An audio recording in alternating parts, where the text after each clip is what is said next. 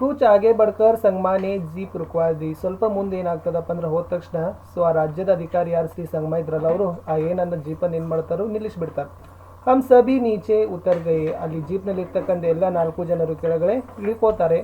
ಸಾಮ್ನೆ ದಿಖಾಯಿ ಪಡ್ ರಹಾ ಹೇ ನೋಹ ಸಂಗತಿಯಾಂಗ್ ಪ್ರಪಾತ್. So ಅಲ್ಲಿ ಇಳಿದ ನಂತರನೇ ಮುಂದೆನೆ ಒಂದು ಏನಾಗತ್ತಪ್ಪ ಅಂದ್ರೆ ಪ್ರಪಾತ್ ಅಂದ್ರೆ ಜಲಪ್ರಪಾತ ವಾಟರ್ ಫಾಲ್ ಸಿಗ್ತದ. ಅದೇ ಯಾವ್ದಪ್ಪ ಅಂದ್ರೆ ನೋಹ ಸಂಗತಿಯಾಂಗ್ ಅಂತ ಕರೀತಾರೆ. ಸೊ ನೋಹ ಸಂಗತಿಯಾಂಗ್ ಈ ಪ್ರಪಾತಕ್ಕೆ ಏನಂತ ಕರೀತಾರಪ್ಪ ಅಂದ್ರೆ ಮಾಸ್ಮಾಯಿ ಪ್ರಪಾತ್ ಅಂತಾನೂ ಕೂಡ ಕರೀತಾರೆ.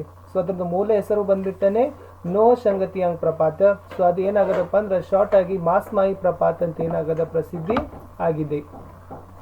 ऊंचे पहाड़ से सैकड़ों फुट नीचे पानी लगातार ಬೇರೋ ಕಟ್ಟೋ ಗಿರ್ ರಹಾ ಹೇ. ಸೊ ಉಂಚೆ ಬಹಳಷ್ಟು ಎತ್ತರವಾಗಿರ್ತಕ್ಕಂಥ ಪರ್ವತದಿಂದ ಬಹಳಷ್ಟು ನೂರಾರು ಅಡಿ ಕೆಳಗಡೆ ಏನಾಗತ್ತಪ್ಪ ನೀರು ಬೇರೋ ಕಟ್ಟೋಕ್ ಅಂದ್ರೆ ಏನಪ್ಪ ಅಂದ್ರೆ ಎಲ್ಲೂ ನಿಲ್ಲಲಾರದೆ ನಿರಂತರವಾಗಿ ಏನಾಗ್ತದೆ ನೀರಲ್ಲಿ ಕೆಳಗಡೆ ಬೀಳ್ತಾ ಇದೆ. ವಹ ದೇಖಿ ಹೇ ಸಾಮ್ನೆ ರಹಾ ಬಾಂಗ್ಲಾದೇಶ್. ಅವಾಗಲ್ಲಿ ಸಂಗಮ ಏನ್ ಹೇಳ್ತಾನಪ್ಪ ಅಂದ್ರೆ ಆ ಜಲಪ್ರಪಾತದ ಮುಂದೆಗಡೆ ಒಂದು ದೇಶ ಕಾಣ್ತಿತ್ತು.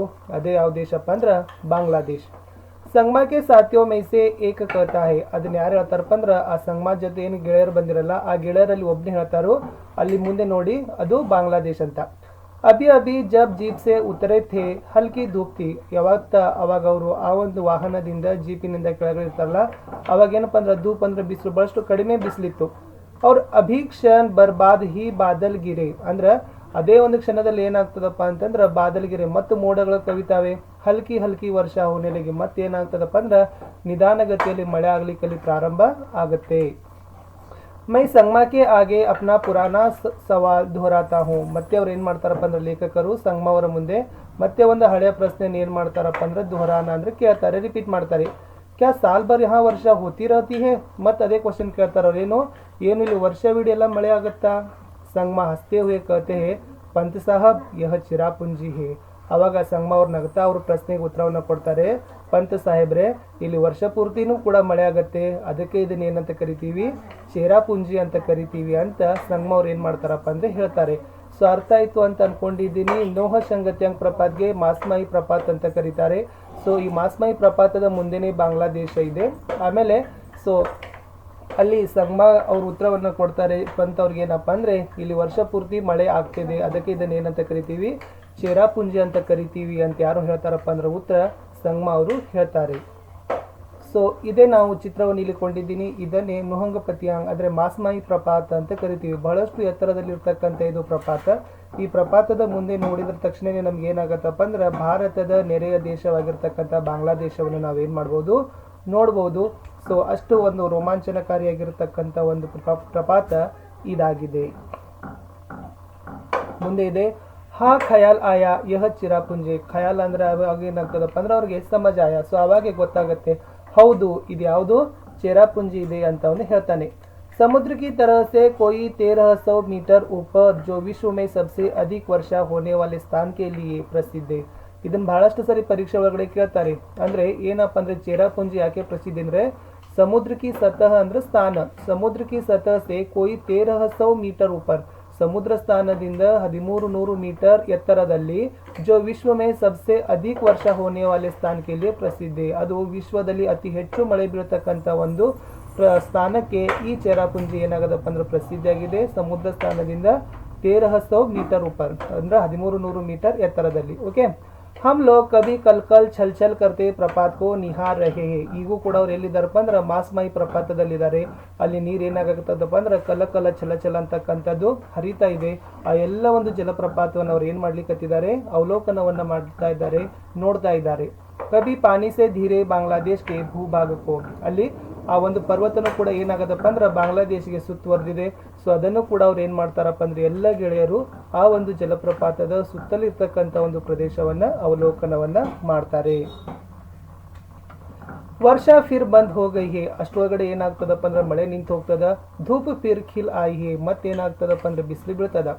इसी तरह वर्षा धूप कोहरे की लुका छिपी का खेल चलता रहता है. ಅಲ್ಲೇ ಏನಾಗತ್ತಪ್ಪ ಅಂದ್ರೆ ಇದೇ ತರನಾಗಿ ವರ್ಷ ಅಂದ್ರೆ ಮಳೆ, ಧೂಪ್ ಅಂದ್ರೆ ಬಿಸಿಲು.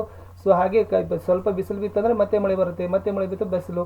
ಇದೆಲ್ಲನೂ ಕೂಡ ಈ ಆಟ ನಡೀತಾನೆ ಇರುತ್ತೆ ಅಲ್ಲಿ. ಹಮ್ ಲೋಗ್ ಅಬ್ ಜೀಪ್ ಮೇ ಬೇಟ್ಕರ್ ಲೌಟ್ ರಹೇ ಹೇ. ಇದೆಲ್ಲ ನೋಡಿದ ನಂತರ ಅವ್ರು ಮತ್ತೆ ಏನ್ ಮಾಡ್ತಾರೆ ಅವರ ಜೀಪಿನಲ್ಲಿ ಕುಳಿತು ಮರಳಿ ಬರ್ಲಿಕ್ಕೆ ಅವ್ರು ಏನಾಗ್ತಾರಪ್ಪ ಅಂದ್ರೆ ಬರ್ತಾರೆ. संगमा रास्ते में खासी जयंतिया और गारो पहाड़ियों के लोगों के बारे में बताने लगते हैं. ಅವಾಗ ಆ ಜೀಪಿನಲ್ಲಿರ್ತಕ್ಕಂಥ ಎಲ್ಲ ಲೇಖಕರ ಗೆಳೆಯರಿಗೆ ಆ ಸಂಗಮ ಅವ್ರು ಏನು ಮಾಡ್ತಾರಪ್ಪ ಅಂದ್ರೆ ಖಾಸಿ ಜನಾಂಗ ಆಗಿರ್ಬೋದು, ಜಯಂತಿಯ ಜನಾಂಗ ಮತ್ತು ಗಾರೋ ಜನಾಂಗದಲ್ಲಿ ಯಾವೊಂದು ಆಯಾ ಪರ್ವತಗಳಲ್ಲಿ ಇರ್ತಕ್ಕಂಥ ಜನರ ಒಂದು ಏನು ಮಾಡ್ತಾರಪ್ಪ ಅಂದ್ರೆ ವಿಶೇಷತೆ, ಸಂಸ್ಕೃತಿ, ಆಚಾರ ವಿಚಾರವನ್ನು ಅವ್ರು ಏನು ಮಾಡ್ತಾರೆ ಹೇಳಲಿಕ್ಕೆ ಪ್ರಯತ್ನವನ್ನ ಮಾಡ್ತಾರೆ. ಯಾಕಂದ್ರೆ ಖಾಸಿ ಜನಾಂಗದ ಒಂದು ಸಂಸ್ಕೃತಿ ಬೇರೆ ಇದೆ, ಆಚಾರ ವಿಚಾರ ಬೇರೆ ಇದೆ, ಉಡುಗೆ ತೊಡುಗೆ ಬೇರೆ ಇದೆ.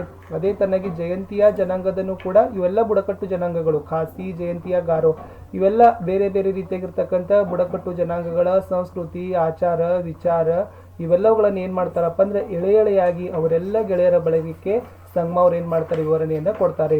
वे कहते हैं ಅಷ್ಟೇ ಅಲ್ಲದೆ ಮತ್ತೆ ಹೇಳ್ತಾರೆ ಖಾಸಿಯೋं को यहाँ सम्मान की दृष्टि से देखा जाता है. ಅಷ್ಟೇ ಅಲ್ಲದೆ ಈ ಮೂರರಲ್ಲಿನೂ ಕೂಡ ಅತಿ ಹೆಚ್ಚು ಒಂದು ಬಹಳಷ್ಟು ಗೌರವ ಆಧಾರವಾಗಿ ನೋಡ್ತಕ್ಕಂಥ ಜನಾಂಗ ಯಾವಪ್ಪ ಅಂದ್ರೆ ಖಾಸಿ ಜನಾಂಗಕ್ಕಂತ ಕರೀತಾರೆ. करीब 6 लाख गारो लोगों की मातृभूमि है गारो पर्वतमाला है. ಇಲ್ಲೇನು ಇನ್ನೊಂದು ಗಾರೋ ಜನಾಂಗ ಬರುತ್ತಲ್ಲ, ಆ ಗಾರೋ ಜನಾಂಗದಲ್ಲಿ ಸುಮಾರು 6 ಲಕ್ಷ ಗಾರೋ ಜನರು ಏನ್ ಮಾಡಿದ್ದಾರೆ, ಆ ಗಾರೋ ಪರ್ವತ ಪ್ರದೇಶಗಳಲ್ಲಿ ಏನ್ ಮಾಡಿದ್ದಾರೆ, ನೆಲೆಯೂರಿದ್ದಾರೆ. यह माना जाता है कि गारो समूह ಬೋಡೋ ಜಾತಿ का अंग है. ಈ ಗಾರೋ ಸಮೂಹ ಅಂತ ಏನಾಗೈತಲ್ಲ ಅದು ಬೋಡೋ ಜನಾಂಗ ಇದೆ, ಆ ಬೋಡೋ ಜನಾಂಗದ ಒಂದು ಭಾಗ ಅಂತ ಗಾರೋ ಸಮೂಹವನ್ನು ಏನ್ ಮಾಡ್ತಾರೆ ಹೇಳ್ತಾರೆ. ನೋಂಗ ಕ್ರೇಮ್ ಖಾಸಿಯೋं का ಪ್ರಮುಖ ನೃತ್ಯ है. ಇಲ್ಲಿ ಖಾಸಿ ಜನಾಂಗ ಕೂಡ ವಿಶಿಷ್ಟವಾಗಿರ್ತಕ್ಕಂಥ ಜನಾಂಗ, ಅತಿ ಗೌರವಯುತವಾಗಿರ್ತಕ್ಕಂಥ ಜನಾಂಗ. ಇಲ್ಲಿ ಇವರ ಒಂದು ಪ್ರಮುಖವಾಗಿರ್ತಕ್ಕಂಥ ನೃತ್ಯ ಕಲೆ ಯಾವುದಪ್ಪ ಅಂತಂದ್ರ ನೋಂಗ್ ಕ್ರೇಮ್ ಅಂತ ಕರೀತಾರೆ. ಇದೇ ಒಂದು ನೋಂಗ್ ಕ್ರೇಮ್ ಒಂದು ನೃತ್ಯದ ಒಂದು ದೃಶ್ಯವನ್ನ ನಿಮ್ಮ ಪುಸ್ತಕದಲ್ಲಿ ಕೊಟ್ಟಿದ್ದಾರೆ, ಸೊ ಅದನ್ನು ನೋಡಬಹುದು. ಇದಿರ್ತಕ್ಕಂಥದ್ದು ಖಾಸಿ ಜನರ ಒಂದು ಏನು ಸಾಂಪ್ರದಾಯಿಕವಾಗಿರ್ತಕ್ಕಂಥ ಒಂದು ನೃತ್ಯ ಅಂತ ಕರಿತೀವಿ. ಜಯಂತಿಯ ಪಹಾಡಿಯೋಂಕೆ ಉತ್ಸವಕ ನಾಮೆ ಬೆಹಡೇನ್ ಖಲಾಂ. ಅಷ್ಟೇ ಅಲ್ಲದೆ ಇಲ್ಲಿ ನೋಂಗ್ ಕ್ರೇಮ್ ಅಂತಕ್ಕಂಥದ್ದು ಖಾಸಿ ಜನಾಂಗದ ಒಂದು ನೃತ್ಯ ಆಗಿದ್ರೆ, ಆಮೇಲೆ ಬೆಹಡೇನ್ ಖಲಾಂ ಅಂತಕ್ಕಂಥದ್ದು ಯಾರಪ್ಪ ಅಂದ್ರೆ ಜಯಂತಿಯ ಜನಾಂಗದವರು ಆಗಿರ್ತಕ್ಕಂಥ ಒಂದು ನೃತ್ಯ. ಇಷ್ಟಿತ್ತು ಏನಪ್ಪಾ ಅಂದ್ರೆ ಆ ಮರಳಿ ಹೋಗುವಾಗ ಸಂಗಮ ಅವ್ರು ಏನ್ ಮಾಡ್ತಾರೆ ಅವರ ಗೆಳೆಯರಿಗೆ ಈ ಮೂರು ಜನಾಂಗಗಳ ವಿಶೇಷತೆಯನ್ನು ಹೇಳ್ತಾರೆ. ಅಂದ್ರೆ ಏನ್ ಹೇಳ್ತೀನಿ ಇನ್ನೊಂದ್ಸರಿ ಹೇಳ್ತೀನಿ ನೋಡಿ. ಅಲ್ಲಿ ಆ ಒಂದು ಪರ್ವತ ಪ್ರದೇಶದಲ್ಲಿ ಮಾಸ್ಮಾಯಿ ಪ್ರಪಾತದಲ್ಲಿ ಕೆಲವೊಂದಿಷ್ಟು ಮಳೆನೂ ಬೀಳುತ್ತೆ, ಬಿಸಿಲು ಬೀಳುತ್ತೆ. ಮರಳಿ ಬರುವಾಗ ಸಂಗಮ ಅವ್ರು ಏನ್ ಮಾಡ್ತಾರಪ್ಪ ಅಂದ್ರೆ ಖಾಸಿ ಜನಾಂಗ, ಜಯಂತಿಯ ಜನಾಂಗ ಮತ್ತು ಗಾರೋ ಜನಾಂಗ ಆಯಾ ಪರ್ವತಗಳಲ್ಲಿ ವಾಸಿಸ್ತಕ್ಕಂಥ ಜನರ ಸಂಸ್ಕೃತಿ, ಆಚಾರ ವಿಚಾರ, ಉಡುಗೆ ತೊಡುಗೆಗಳ ಕುರಿತು ಎಲ್ಲರಿಗೂ ಕೂಡ ಹೇಳ್ತಾರೆ. ಇವೆಲ್ಲರಿಗೂ ಕೂಡ ಹೆಚ್ಚಾಗಿ ಖಾಸಿ ಜನಾಂಗದವ್ರನ್ನ ಏನ್ ಮಾಡ್ತಾರಪ್ಪ ಅಂದ್ರೆ ಬಹಳಷ್ಟು ಗೌರವಯುತವಾಗಿ ನೋಡ್ಕೊಳ್ತಾರೆ. ಸುಮಾರು 6 ಲಕ್ಷ ಜನಾಂಗವನ್ನ ಜನಸಂಖ್ಯೆಯನ್ನು ಇದೆ ಯಾವಪ್ಪ ಅಂದ್ರೆ ಗಾರೋ ಜನಾಂಗದಲ್ಲಿ. ಅವರೆಲ್ಲ ಗಾರೋ ಪರ್ವತ ವಲಯಗಳಲ್ಲಿ ಏನ್ ಮಾಡಿದ್ದಾರೆ ವಾಸವಾಗಿದ್ದಾರೆ. ಅಷ್ಟೇ ಅಲ್ಲದೆ ಈ ಗಾರೋ ಜನಾಂಗವನ್ನು ನಾವು ಬೋಡೋ ಜಾತಿಯ ಒಂದು ಅಂಗ ಅಂತ ನಂಬ್ಕೊಂಡಿವಿ. ಇಲ್ಲಿ ಮುಖ್ಯವಾಗಿ 2 ನೃತ್ಯಗಳನ್ನು ನೆನಪಿನ ಇಟ್ಕೊಳ್ಬೇಕು. ಒಂದನೇದು ನೋಂಗ್ ಕ್ರೇಮ್, ಎರಡನೇದು ಬೆಹಡೇನ್ ಖಲಾಂ. ಈ ನೋಂಗ್ ಕ್ರೇಮ್ ಅಂತಕ್ಕಂಥದ್ದು ಖಾಸಿ ಜನರ ಒಂದು ನೃತ್ಯ ಆದ್ರೆ ಬೆಹಡೋನ್ ಖಲಾಂ ಅಂತಕ್ಕಂಥದ್ದು ಏನಪ್ಪಾ ಅಂದ್ರೆ ಜಯಂತಿಯ ಪಹಾಡಿಗಳಲ್ಲಿ ಮಾಡ್ತಕ್ಕಂಥ ಒಂದು ನೃತ್ಯ ಆಗಿತ್ತು.